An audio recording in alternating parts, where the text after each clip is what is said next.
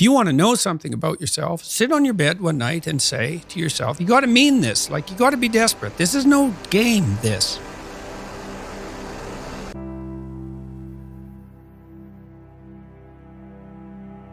It's like, my life is not everything I want it to be, and perhaps it's not everything that I need it to be. And by need, I mean my life is so unbearable that the suffering that's attendant upon that is make me nihilistic, cynical, bitter, resentful, homicidal, genocidal, unable to have a good relationship, prone to punish people for their virtues because of my jealousy, driving the proclivity to see evil everywhere except within my own heart. Like, these are problems, man.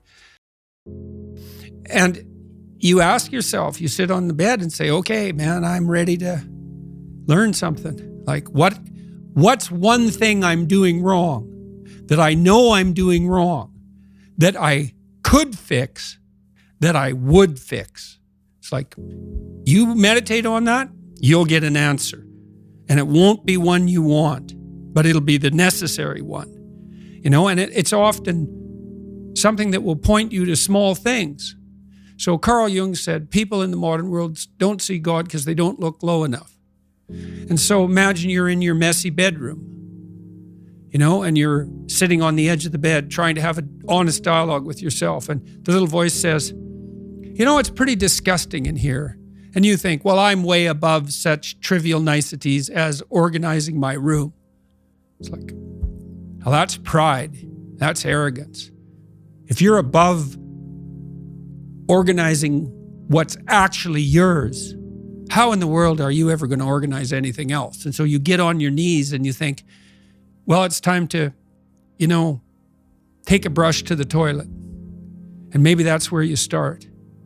And that works. Like, that works. You start making those micro improvements, like real micro improvements, real on the ground, actual micro improvements to things you know that are wrong, you'll improve unbelievably rapidly. Not that it's easy. You don't even want it to be easy. You know, so we're built to walk uphill.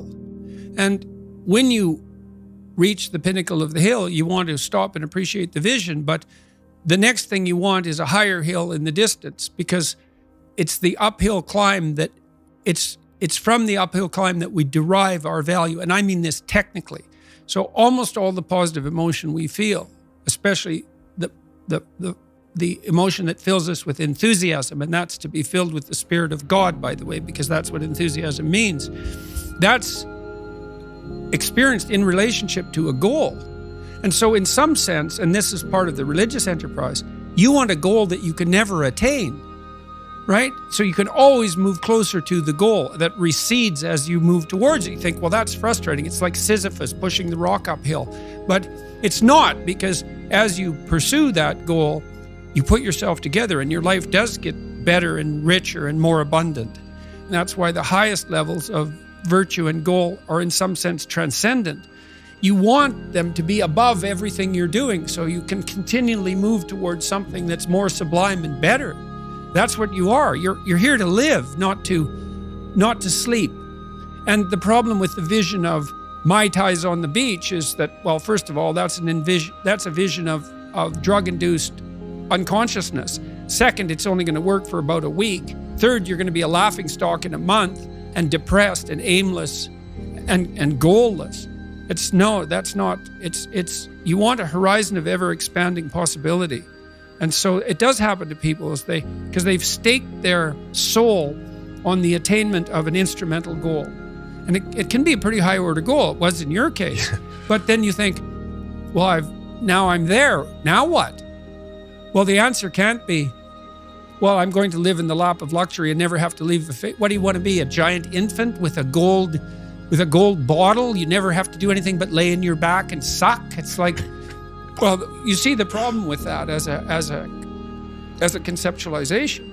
It's no, you want to be like an active warrior moving uphill with your sword in hand. And that's dynamic, that's exciting. And that's why so many young men disappear into video games. That's all acted out in the video game. So they have to act that out in their own life.